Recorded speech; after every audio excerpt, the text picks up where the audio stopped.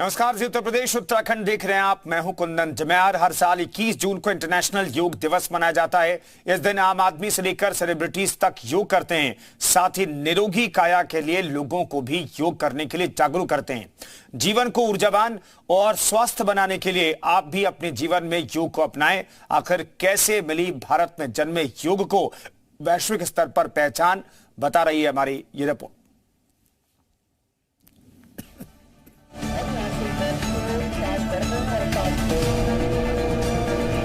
योग हमारी लाइफस्टाइल का अहम हिस्सा है। ये सदियों से भारतीय संस्कृति का अहम हिस्सा बना हुआ है। योग को लेकर ज्यादा से ज्यादा लोगों के बीच जागरूकता फैलाने के लिए हर साल 21 जून को इंटरनेशनल योग दिवस मनाया जाता है। आम लोगों से लेकर सेलिब्रिटीज तक सभी आज योग को अपनाकर जीवन ऊर्जावान और स्वस्थ बना रहे हैं।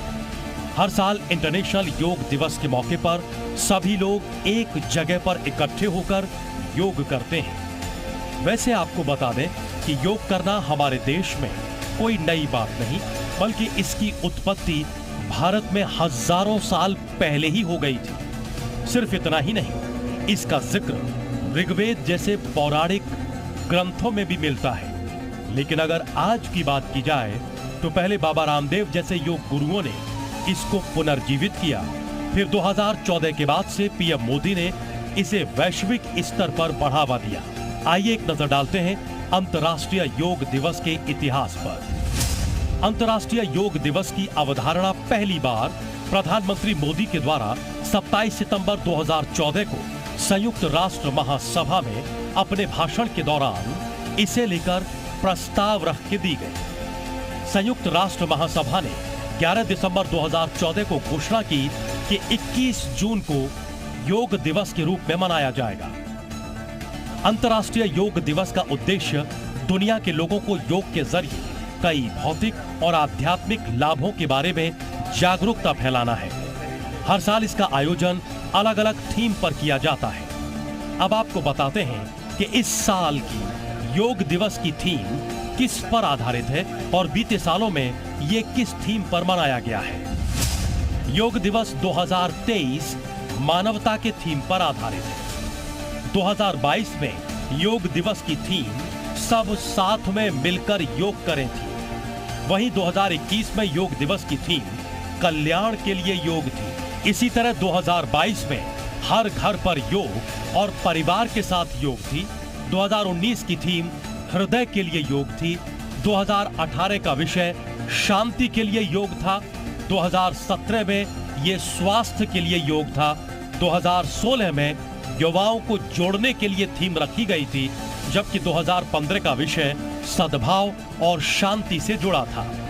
पूरी दुनिया ये मानती है कि योग दुखों को कम करने में मददगार साबित होता है और लोगों को एक साथ आनंद की भावना को बढ़ावा देने और एक साथ दुनिया के बीच लचीलापन लाने के अलावा साथ लाने का भी आह्वान करता है। अंतर्राष्ट्रीय योग दिवस ने विश्व स्तर पर बड़े पैमाने पर लोकप्रियता हासिल की है और लाखों लोग इस दिन योग संबंधित घटनाओं में हिस्सा लेते हैं। ये स्वास्थ्य और कल्याण की खोज में अलग अलग संस्कृतियों और धर्मों से लोगों को एकजुट करने का अवसर बन गया है। ब्यूरो रिपोर्ट, जी मीडिया।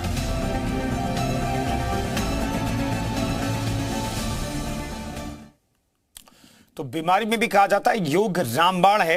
कैसे योग किन किन बीमारियों में रामबाण साबित होता है, ये आपको बताते हैं। दरअसल ये प्रूव्ड है कि कैंसर में भी योग बहुत मदद करता है। डायबिटीज की बीमारी में भी योग से आप डायबिटीज को कंट्रोल कर सकते हैं। हाई और लो ब्लड प्रेशर में भी योग आपके लिए मददगार साबित होता है। हृदय रोग के लिए भी योग बेहद महत्वपूर्ण है। हृदय को स्वस्थ रखने के लिए बेहद जरूरी है। किडनी और लीवर के लिए भी कहा जाता है कि योग अगर आप नियमित तौर पर करते हैं तो किडनी और लीवर भी आपका स्ट्रांग रहता है।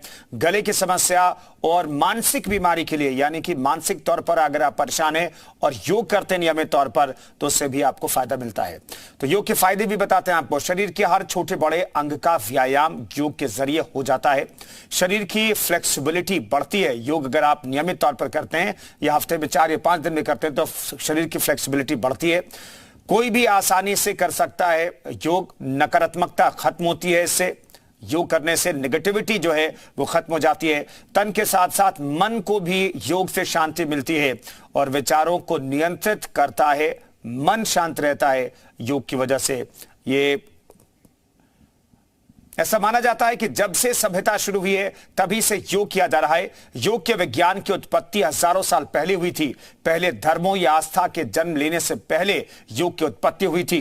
योग विद्या में शिव को पहले योगी के तौर पर माना जाता है, जिन्होंने योग का ज्ञान अपने खास सप्तऋषियों को दिया था, जिसके बाद से ये पूरी दुनिया में पहुंचा और लोगों को स्वस्थ रहने के लिए प्रेरित कर रहा है।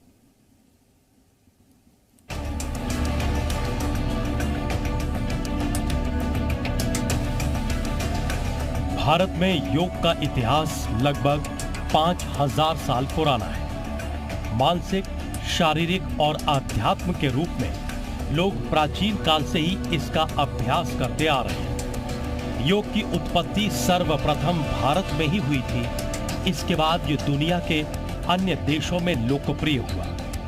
माना जाता है कि अगस्त नामक सप्तऋषि ने ही पूरे भारतीय उपमहाद्वीप का दौरा कर यौगिक तरीके से जीवन जीने की संस्कृति को गढ़ा था। योग की बात होती है तो पतंजलि का नाम भी प्रमुखता से लिया जाता है, क्योंकि पतंजलि ही पहले और एकमात्र ऐसे व्यक्ति थे जिन्होंने योग को आस्था, अंधविश्वास और धर्म से बाहर निकालकर एक सुव्यवस्थित रूप दिया था। वहीं दूसरी तरफ ऐसा भी माना जाता है कि जब से सभ्यता शुरू हुई है तभी से योग किया जा रहा है।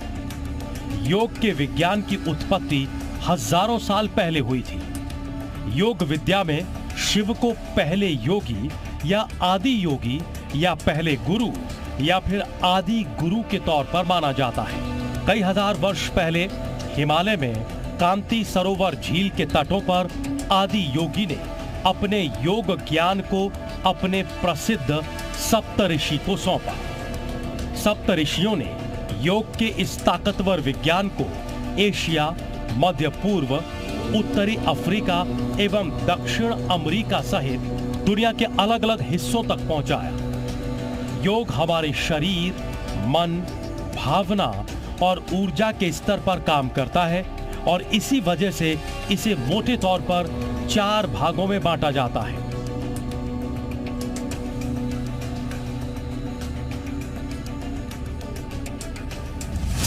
योग साधना के प्रकार। कर्म योग, इसमें अपने शरीर का उपयोग किया जाता है। भक्ति योग, इसमें अपनी भावनाओं का उपयोग किया जाता है। ज्ञान योग, इसमें मन और बुद्धि का उपयोग होता है। क्रिया योग, इसमें अपनी ऊर्जा का इस्तेमाल किया जाता है। योग साधना की किसी पद्धति का उपयोग किया जाए वो सभी इन्हीं में से एक या एक से अधिक श्रेणियों के तहत आती है। सार्थक जीवन के लिए योग को रामबाण माना जाता है। आजकल पूरी दुनिया में योग साधना से लाखों व्यक्तियों को फायदा हो रहा है। योग साधना का हर दिन विकास हो रहा है और लाखों करोड़ों लोग इसे अपनाकर अपना जीवन निरोगी बना रहे हैं। ब्यूरो रिपोर्ट, जी मीडिया।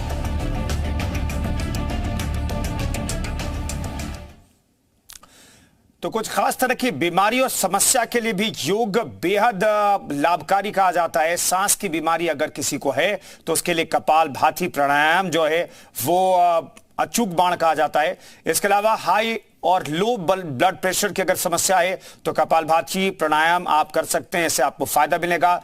वजन अगर ज्यादा है तो कपालभाति कीजिए, अनुलोम विलोम कीजिए, भ्रामरी कीजिए, भ्रस्तिका कीजिए, इससे आपको फायदा मिलेगा, वजन कंट्रोल में रहेगा। पैरों का अगर दर्द है तो स्वास्तिकासन कीजिए, गोमुखासन कीजिए और गोरक्षासन कीजिए।